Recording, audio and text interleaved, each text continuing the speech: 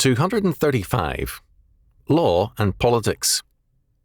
Chalcedon Position Paper number 186, March 1995. We face in our time a crisis in law and politics. The defeat of one party in the November 1994 elections has not removed the problem, nor can it. The issue is only partially the need to replace discredited men with new ones, nor is it a matter of strategy. Legislative bodies routinely make laws, and the laws are designed to correct or remedy some problem in society.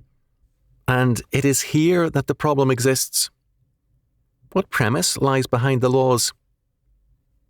Most of what we see is ad hoc legislation. Ad hoc is Latin for to this. That is, meaning a particular problem is addressed with the means at hand. No long-term or morally true premises are involved. A problem is met in the most convenient and the easiest way.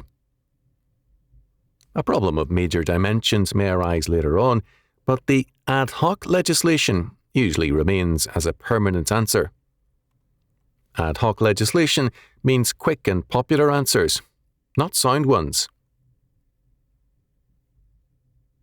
We cannot understand the meaning of law unless we recognize that law is a religious and moral fact.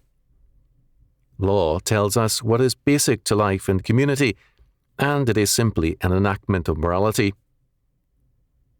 The morality represented by the law can be Islamic, Buddhist, Hindu, Shinto, Christian, humanistic, or something else. But law is always a theology in action, a religion applied to daily life. When, however, men simply take an ad hoc attitude, they do not cease to be religious thereby. Much of the current legislation of the major states is simply existentialist, pragmatic, instrumentalist, or the like, all interrelated philosophies of law which deny fixed and eternal moral premises in favour of changing ones. Basic to the current view is Émile Durkheim's rules of sociological method, wherein the criminal is seen as potentially an evolutionary pioneer who is exploring the frontiers of moral possibility. Such a view gives the criminal an edge, at times, over the law-abiding man, who can be seen as past-bound and non-progressive. One serious problem we face today is that in the state schools, the values taught are simply subjective. Every child is taught to establish his or her own moral values and to live by them. Unless they harm others, they are said to be valid. The fallacy here is that if each person chooses his own values, why should he show concern for other persons? The Marquis de Sade, the father of modern morals, insisted on the right to kill, steal, rape, and harm others at will. At the basis of the modern value systems is this Sadean premise: every man has his own God and lawmaker. As a result, we see a growing moral and legal anarchy. Every man is his own determiner of good and evil, and no man has a, quote, right, end quote, it is held, to impose a moral standard on others. I have received mail from people who are convinced that it is a violation of the First Amendment to the Constitution to impose any kind of law on others. Such people insist that Christians, and especially theonomists, do not believe in and are hostile to the First Amendment.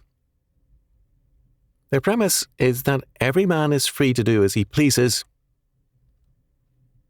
We see this faith in action all around us, and it is basic to the disintegration of our world and its men and nations. Parliaments and congresses routinely pass their fiat laws, while perplexed that, with more money than ever spent in fighting lawlessness, crime continues to increase. The intellectual premises of our time, both with non-Christians, but also with antinomian churchmen, are guaranteed to further a disregard for the law. The best defense against crime is a sound moral and theological foundation for a people. Ad hoc law has as its premise expediency in confronting problems. The disregard for law and morality begins in the very nature of modern law and politics. Legislation has as its purpose meeting the demands of the electorate, or some segment thereof, not in establishing a moral basis for society.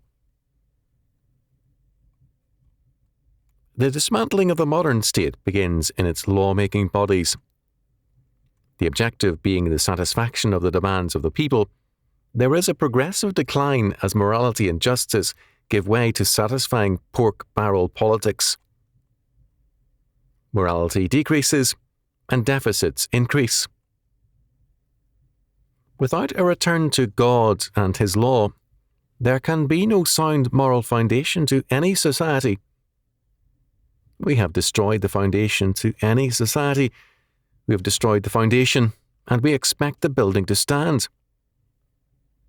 We expect morality while denying the validity of moral law.